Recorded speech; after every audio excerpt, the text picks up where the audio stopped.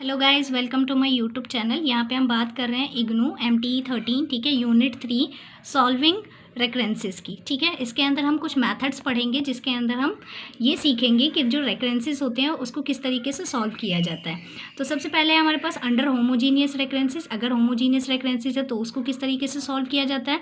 Non homogeneous रेकरेंसेस के लिए method of inspiration पढ़ेंगे, method of telescoping, method of iteration है और मेथड ऑफ सब्स्टिट्यूशन है। ठीक है, तो सबसे पहले हम बात कर लेते हैं कि लीनियर होमोजीनियस रेकरेंसेस जो होते हैं वो क्या होते हैं, किस तरीके से लिखे जाते हैं और इसको किस तरीके से सॉल्व किया जाता है। ठीक है, तो सबसे पहले बात करते हैं जो हमारे पास UN होता है plus A1 UN-1 plus A2 UN-2 plus AK UN-K equals to में GN।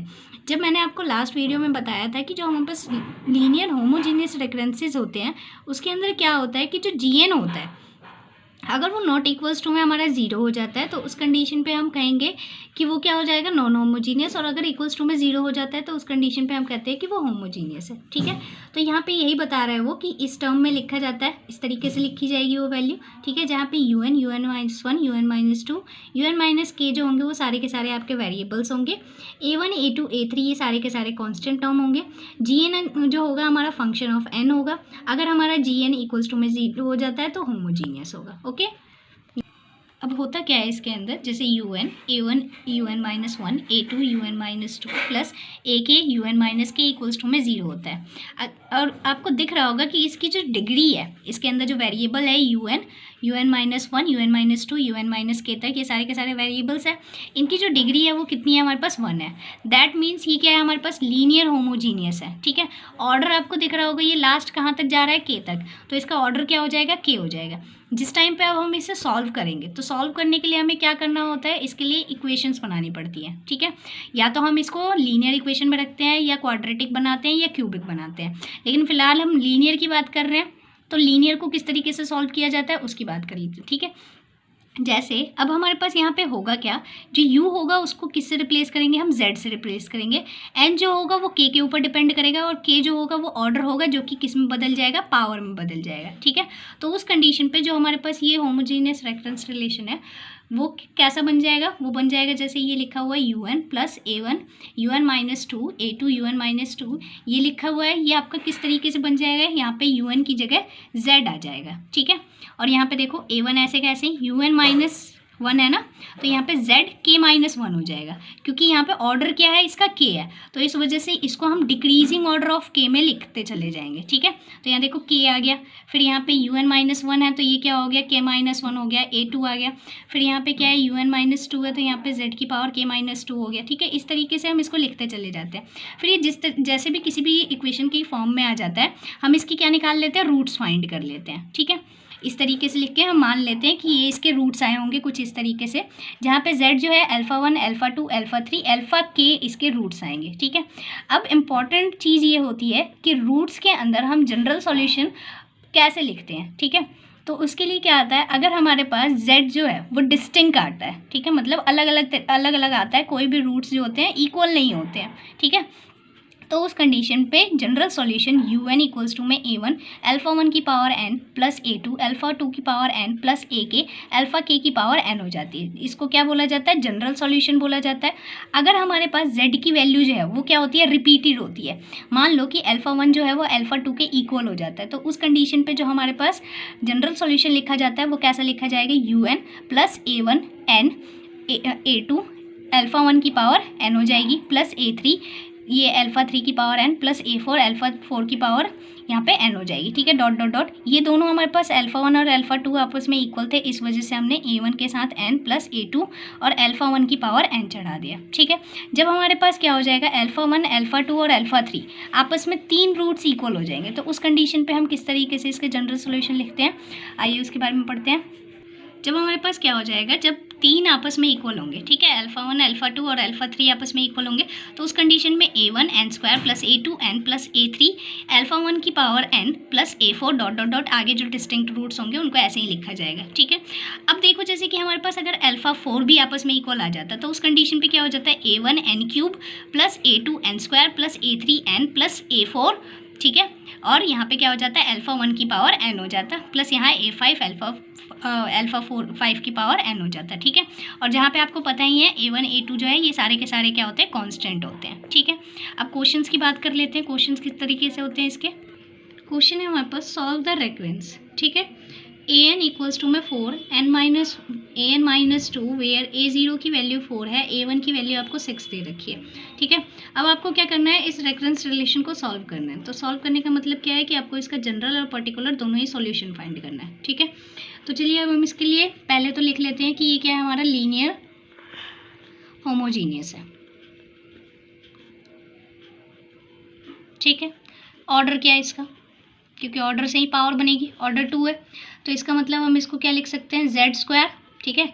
यहाँ n जो है इसकी पावर में कन्वर्ट हो जाएगा, फिर यहाँ 4 आ जाएगा, फिर यहाँ पे z आ जाएगा, और n-2 मतलब 2 - 2 हो जाएगा, ठीक है। इस तरीके से लिखा जाता है इसे। फिर ये आगे किस तरीके से लिखा जाएगा, z² इक्वल्स टू में यहाँ 4, क्योंकि 2 - 2 0 हो जाएगी। z की यहाँ से जो आपकी वैल्यू निकल के आएगी वो +-2 आएगी, ठीक है। ये दोनों की दोनों ही अलग है, डिस्टिंक्ट है, तो उस कंडीशन पे जो हमारे पास जनरल सॉल्यूशन होगा वो जनरल सॉल्यूशन क्या हो जाएगा इसका, जनरल सॉल्यूशन क्या हो जाएगा इसका, an इक्वल्स टू में क्या होता है हमारे पास, a अल्फ़ा होता है, अल्फ़ा 1 होता है, तो इसका मतलब क्या है 2 की पावर n, प्लस में यहाँ पे क्या आएगा, b लिख दिया मैंने। आप चाहो तो इसे A1 A2 से भी रिप्रेजेंट कर सकते हो, -2 की पावर n हो जाएगा, ठीक है। ये आ गया इसका जनरल सॉल्यूशन। अब हमें इसका पर्टिकुलर सॉल्यूशन फाइंड करना होता है। पर्टिकुलर सॉल्यूशन क्या होता है, जिसके अंदर हम इन कांस्टेंट की वैल्यूज़ को निकाल लेते हैं, ठीक है। तो कैसे करेंगे हम इसकी कांस्टेंट की वैल्यूज़ को निकालने के लिए, आपको दे रखा है A0 की वैल्यू दे रखी है कितनी, 4, और A1 की वैल्यू दे रखी है यहाँ से 6। तो यहाँ पे पुट करो, इसके अंदर A0 डालोगे आप इक्वल्स टू में n की जगह मतलब हम 0 पुट कर रहे हैं, तो यहाँ पे a आ जाएगा 2 की पावर 0, प्लस यहाँ पे b आएगा और -2 की पावर 0 हो जाएगा। यहाँ से क्या आ जाएगा, 4 इक्वल्स टू में a प्लस b आ जाएगा। इसको लेट कर लो फर्स्ट इक्वेशन। सेकंड के लिए आप क्या करोगे, यहाँ पे a1 है ना, तो मतलब हम n की जगह 1 पुट कर रहे हैं, तो a आ जाएगा 2 की पावर 1, प्लस में यहाँ पे b आ जाएगा -2 की पावर 1 हो जाएगा। फिर अब आगे इसको अगर आप करोगे तो a1 की वैल्यू कितनी है, 6 इक्वल्स टू में यहाँ पे क्या हो जाएगा, 2a माइनस में यहाँ 2b हो जाएगा। 2 कॉमन ले लोगे तो यहाँ से आपकी इक्वेशन बनेगी a - b इक्वल्स टू में 6। ये सेकेंड 3, ये 2 इक्वेशंस आ गई आपकी। इन दोनों इक्वेशंस को आप सॉल्व कर दो, तो मैं यहाँ नीचे उठा के ला के लिख देती हूँ इसे। इक्वल्स टू में यहाँ 4 है, यहाँ पे क्या कर दिया हमने, ये तो कट ही जाएगा, तो यहाँ पे आ जाएगा 2a इक्वल्स टू में, इसको सॉल्व करोगे 7, a की वैल्यू आ जाएगी आपकी 7/2, ठीक है। अब ऐसे ही आपको क्या निकालनी है, b की वैल्यू निकालनी है, किसी भी इक्वेशन में पुट कर दो उसे। अब इसके अंदर क्या होता है, हम क्या कर लेंगे, किसी भी एक इक्वेशन के अंदर a की वैल्यू का सब्स्टिट्यूट कर लेंगे। फर्स्ट इक्वेशन उठाई है मैंने, इसके अंदर a की वैल्यू रख दी, प्लस b इक्वल्स टू में यहाँ आ गया 4। यहाँ से अगर आप b की वैल्यू निकालोगे 4 - 7/2 हो जाएगा, तो b की वैल्यू यहाँ से आ जाएगी 1/2, ठीक है। जैसे ही आपकी a और b की वैल्यू निकल जाती है, आप क्या करोगे, इसे जो हमारे पास फॉर्मूला था, क्या था, जो हमने सॉल्यूशन फाइंड किया था अपना जनरल, उसके अंदर ले जाके सब्स्टिट्यूट कर लोगे, ठीक है। ये था ना b और -2 की पावर n था, तो यहाँ पे हो जाएगा an इक्वल्स टू में a की वैल्यू थी हमारी 7/2, 2 की पावर n, ठीक है। यहाँ पे अंदर ये n है, प्लस में यहाँ पे क्या आ जाएगा b, और यहाँ पे b की वैल्यू है 1/2 है, सॉरी यहाँ पे, ठीक है, और यहाँ पे -2 की पावर n। तो ये आ गया हमारा टोटल सॉल्यूशन, ठीक है। समझ आ गया आपको। अब नेक्स्ट क्वेश्चन की ओर बढ़ते हैं हम। अब नेक्स्ट क्वेश्चन है जैसे हमारा a² n+1 इक्वल्स टू में 5an², ठीक है। जहाँ पे a0 की वैल्यू इसने हमें कितनी दे रखी है, 2 दे रखी है, और हमें फाइंड करने के लिए कहता है कि आपको a8 की वैल्यू फाइंड आउट करके बतानी है, ठीक है। तो कैसे निकालेंगे हम, यहाँ पे आपको दिख रहा होगा कि ये जो है ये हमारे पास एक लीनियर होमोजीनियस इक्वेशन, मतलब लीनियर इक्वेशन नहीं है, क्योंकि यहाँ पे आपको दिख रहा होगा पावर्स जो है वो 2 हो गई है। तो इस कंडीशन में हम इसको लीनियर में कन्वर्ट करेंगे। कैसे कन्वर्ट करते हैं, हम कोई सब्स्टिट्यूशन लेट कर लेते हैं। मान लो कि मैंने bn लेट कर लिया, जो क्या है हमारे पास a² n को रिप्रेजेंट कर रहा है, ठीक है। अब यहाँ से हमें b0 की भी वैल्यू निकालनी पड़ेगी, क्योंकि हम पूरा फंक्शन जो है वो b के अंदर कन्वर्ट कर रहे हैं, ठीक है। तो b0 जो होगा वो किसके इक्वल होगा, हमारे पास a0 की स्क्वायर के इक्वल होगा। यहाँ 0 पुट करो, यहाँ 0 और ये इसकी स्क्वायर, ठीक है। तो b0 इक्वल्स टू में क्या हो जाएगा, 2 की स्क्वायर, मतलब b0 की वैल्यू आ गई आपकी 4, ठीक है। अब इसके बाद आप क्या करोगे, इस b को इसके अंदर ले जाके सब्स्टिट्यूट करना है हमें, है ना। तो यहाँ पे क्या हो जाएगा, जो स्क्वायर है उससे तो ये हट ही जाएगा, क्योंकि स्क्वायर जो है वो कट कर देगा, है ना। तो यहाँ पे क्या हो जाएगा, basically an+1 square equals to में ये जो 5 ए स्क्वायर एन है, इसकी जगह क्या बन जाएगा, ये बी एन प्लस 1 बन जाएगा, इक्वल्स टू में ये क्या आ जाएगा 5 और यहाँ आ जाएगा बी एन। ठीक है, अब ये दिख रहा होगा ये हमारा किस में कन्वर्ट हो गया है, एक लीनियर होमोजीनियस के अंदर कन्वर्ट हो गया है।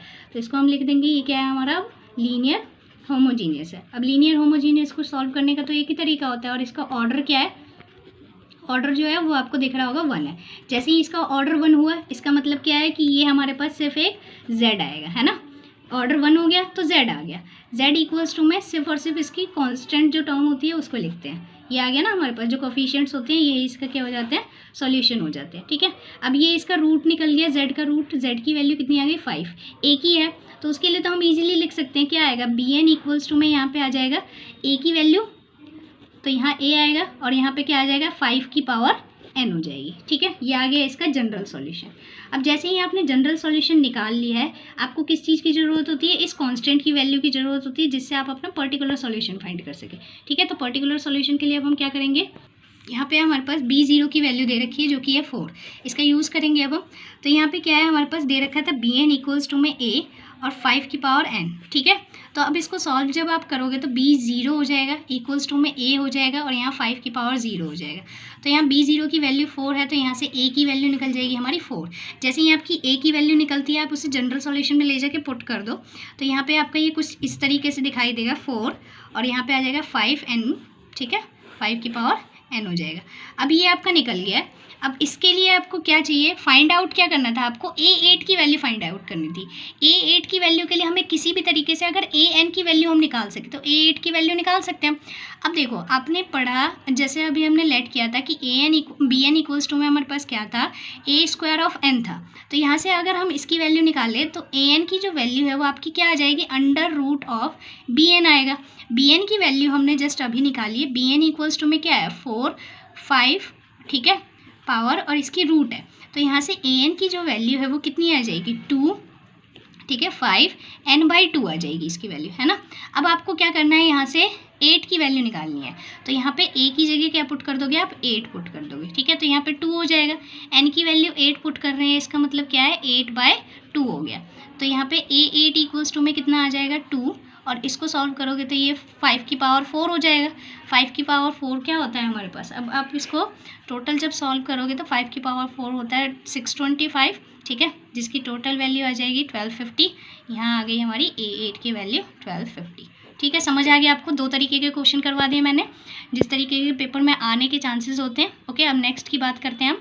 अब नेक्स्ट जैसे हमारा क्वेश्चन है, determine the constant c1 and c2 such that the reference. ठीक है, अब हमें क्या करना है, c1 और c2 की वैल्यू फाइंड करनी है। आपको एक रेफरेंस दिया हुआ है, रेफरेंस कैसा है हमारा, रेफरेंस लिखा हुआ है un plus c1 un-1 plus c2 un-2 equals to 0 has the characteristics roots 1 plus root -1 है। ठीक है, तो अब हम इसको कैसे लिख सकते हैं, इसके सॉल्यूशन की बात कर लेते हैं। हमें दे क्या रखा है, हमें दे रखा है un plus c1 un-1 plus c2, ठीक है, un-2 इक्वल्स टू में 0।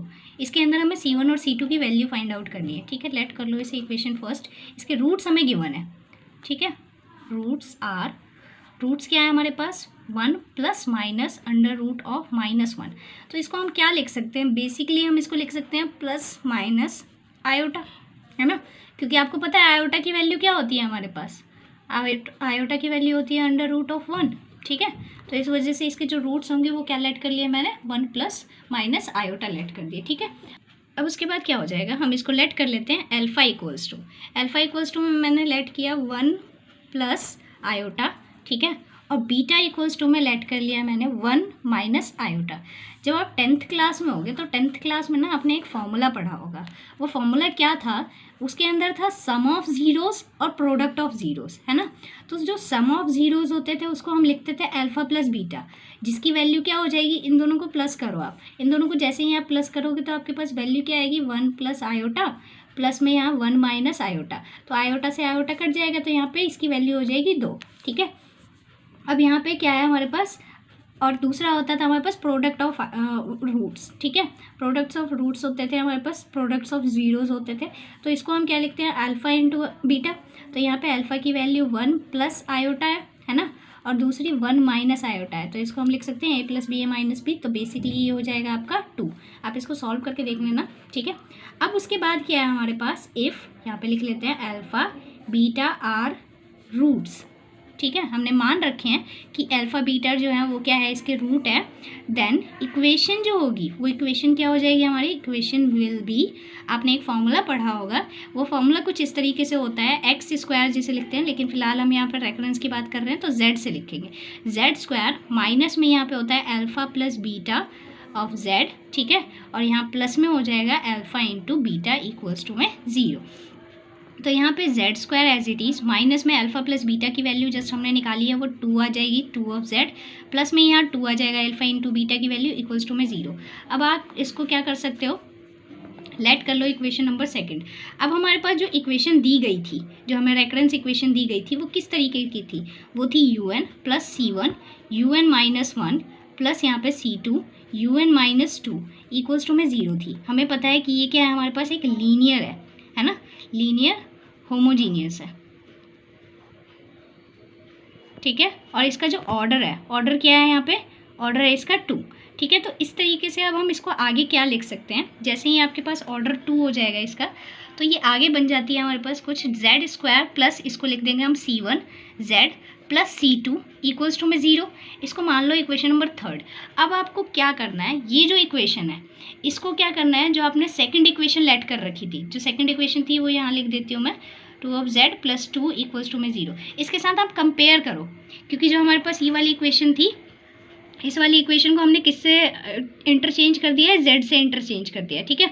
तो वो हमारी किस तरीके से बन गई है, इस तरीके से बन गई थी, ठीक है। जैसे ही वो इस तरीके से बनी है तो आपको इसको, जो सेकंड वाली इक्वेशन आपने लेट की थी उसके साथ उसको क्या करना है, कंपेयर करना है। इक्वेटिंग कोफिशिएंट्स कर दो इसके, ठीक है। तो जैसे ही हम इसके कोफिशिएंट्स को क्या करेंगे, इक्वेट करेंगे, तो यहाँ पर क्या आ जाएगा ऑफ जेड, ठीक है, एंड कॉन्स्टेंट। तो यहाँ पे क्या बन जाएगा आपका, बेसिकली C1 की वैल्यू जो है वो हो जाएगी -2, ठीक है। और C2 की जो वैल्यू है वो आ जाएगी 2, ठीक है। बस ऐसे ही निकालना था हमें, ख़त्म हो गया क्वेश्चन। अब हम नेक्स्ट मेथड की बात करते हैं। मेथड है हमारे पास मेथड ऑफ इंस्पेक्शन, ठीक है। वहाँ पे मैंने स्टार्टिंग में गलत बोल दिया था, वो इंस्पिरेशन ही है, इंस्पेक्शन ही है, ठीक है। मेथड ऑफ इंस्पेक्शन की बात कर लेते हैं। तो ये किस तरीके से यूज़ किया जाता है, इस मेथड का वर्किंग रूल क्या है, तो वो बात करते हैं। इसके अंदर जैसे कि एक क्वेश्चन है, उसकी हेल्प से समझाती हूँ आपको। Solve the following recurrence relation using the method of the inspection, ठीक है। इस तरीके के क्वेश्चन आते हैं पेपर में, जो आपसे डायरेक्टली पूछ लेता है कि मेथड ऑफ इंस्पेक्शन का यूज़ करो और इस रिलेशन को क्या करना, रेकरेंस को क्या करना है, आपको सॉल्व करना है। जैसे यहाँ दे रखा है an इक्वल्स टू में an minus 1 plus n factorial n, ठीक है। जहाँ पे a0 की वैल्यू आपको दी हुई है वो 0 है, ठीक है। तो हम इसके अंदर क्या करते हैं, इंस्पेक्शन का मतलब ये होता है कि हम ना फाइंड आउट करते हैं कि इनके बीच में वो क्या है, रिलेशन क्या है, ठीक है। तो कैसे करेंगे हम इसे, जैसे आपको दे रखा है ये इस तरीके का, हम पहले क्या करते हैं, n की कुछ वैल्यूज़ पुट करते हैं। सपोज करो n की जगह मैंने 1 पुट किया, तो यहाँ पे क्या हो जाएगा, a1 हो जाएगा इक्वल्स टू में यहाँ पे क्या हो जाएगा, a0 प्लस यहाँ पे क्या हो जाएगा, n1 फैक्टोरियल हो जाएगा और 1 हो जाएगा। अगर आप इसको सॉल्व करोगे तो ये क्या बन जाएगा आपका, a0 की वैल्यू आपकी 0 होती है, प्लस 1 फैक्टोरियल 1 ही होता है, और 1 से मल्टीप्लाई करोगे तो 1 आएगा, बेसिकली आपका 1 ही आ जाएगा ये, ठीक है। नेक्स्ट हमारे पास n की जगह हम 2 पुट करते हैं। जब आप n की जगह 2 पुट करोगे तो यहाँ पे a2 हो जाएगा, ये आपका a1 हो जाएगा, प्लस में यहाँ पे 2 फैक्टोरियल और 2 हो जाएगा इक्वल्स टू में a1 की वैल्यू जस्ट अभी आपने निकाली 1 थी, ठीक है। 2 फैक्टोरियल का मतलब 2 ही होता है ना, और 2 को 2 से मल्टीप्लाई करोगे तो 4 मतलब 5 है। नेक्स्ट अब हमारे पास क्या है, 3, n की जगह 3 रख दिया हमने, a3 इक्वल्स टू में ये क्या हो जाएगा, a2 प्लस 3 फैक्टोरियल 3। अब इसको करोगे आप तो यहाँ पे क्या आ जाएगा, a2 की वैल्यू हमारी 5 थी, 3 फैक्टोरियल की वैल्यू होती है हमारे पास 6 को 3 से मल्टीप्लाई करोगे 18 हो जाएगा, दैट मीन्स ये आ गया 23। फिर यहाँ पे n की जगह 4, आप चाहो तो कितनी भी वैल्यूज़ निकाल लो, लेकिन 4 स्टेप कर लो ताकि ज़्यादा आसानी रहती है हमें ये जानने में कि आखिरकार ये किस तरीके का बिहेव कर रहे हैं, ठीक है। तो यहाँ पे आ जाएगा 23 प्लस 96, ठीक है। तो ये हो जाएगा टोटल 119। अब आप इसको बेसिकली जब आप इसे लिखोगे तो ये कैसे लिखा जाएगा, ये a0 होगा, a1 a2 a3, ठीक है, a4, ऐसे ही ये हमारे पास कहाँ तक चला जाएगा, an तक चलता जा रहा है, ठीक है। तो आगे ओके, तो ये हमारे पास वैल्यूज़ जो है इनकी पुटअप करते जाओ। 1 आ गई इसकी वैल्यू 5 थी, इसकी 23, इसकी इसकी 23 थी, ठीक है। A0 की वैल्यू है ये, A1 की वैल्यू है, यहाँ पे 1 आएगा। ये हमारे पास A0 की वैल्यू 0 थी और इसकी वैल्यू है 5, और फिर उसके बाद क्या है, इसकी वैल्यू है 3 और इसकी वैल्यू 119 डॉट डॉट डॉट, ये आगे तक हमें नहीं पता, ठीक है। तो आगे अब हम तो रिलेशन आपको अगर दिख रहा हो तो A0 इक्वल्स टू में 0 है हमारा, है ना। इसको हम क्या लिख सकते हैं, इसको लिख सकते हैं 1 फैक्टोरियल माइनस 1, ठीक है।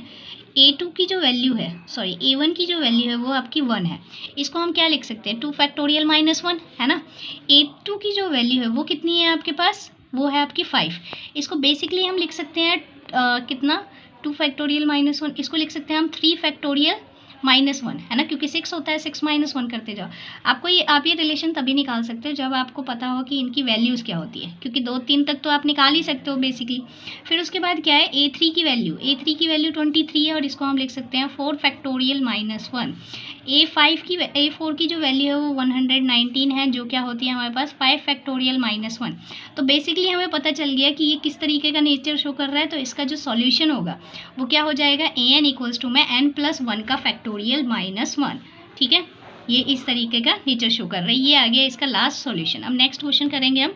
जैसे हमारा नेक्स्ट क्वेश्चन है bn इक्वल्स टू में bn-1 plus 4n³ minus 6n² plus 4n minus 1, और b0 की वैल्यू जहाँ पे इसने 0 दे रखी है। तो फिर वही काम करेंगे हम, n की जगह कुछ वैल्यूज़ पुटअप करो। n इक्वल्स टू में 1 पे चेक करो पहले, तो यहाँ पे क्या हो जाएगा, b1 हो जाएगा, इक्वल्स टू में ये हो जाएगा b0, प्लस में यहाँ पे हो जाएगा 4 1³ ठीक है, माइनस में यहाँ 6 1², प्लस में यहाँ पे क्या हो जाएगा आपका 4 हो जाएगा और माइनस का 1। आप इसको सॉल्व करोगे तो b0 की वैल्यू कितनी होती है, b0 की वैल्यू हो गई हमारी 0। इसको करोगे तो ये 4 हो जाएगा, 4 और 4 8 हो जाएगा। 8 में से अगर आप 6 माइनस करोगे तो यहाँ पे कितना आ जाएगा आपका 4 और 4 8 हो जाएगा, 6 माइनस 1 है, ठीक है। तो यहाँ पे बेसिकली आपका +1 बचेगा, ठीक है, इक्वल्स टू में 1, ठीक है। तो टोटल वैल्यू b1 की कितनी आ गई 1। अब यहाँ n की जगह आप 2 पुट करो। जैसे ही आप n की जगह 2 पुट करते हो तो ये क्या हो जाएगा, b1 हो जाएगा, प्लस यहाँ 4 हो जाएगा, 2 की क्यूब करोगे तो यहाँ 8 आ जाएगा, ओके। तो यहाँ 4 8 हो जाएगा, माइनस में 6 आ जाएगा, 2 की स्क्वायर करोगे तो यहाँ पे क्या आएगा 4 आएगा, प्लस में यहाँ 8 आएगा और माइनस में यहाँ 1 आ जाएगा। अब आप इसको अगर सॉल्व करोगे तो ये क्या हो जाएगा आपका, ये हो जाएगा 32, ठीक है, और ये 24 हो जाएगा और 8 माइनस 1।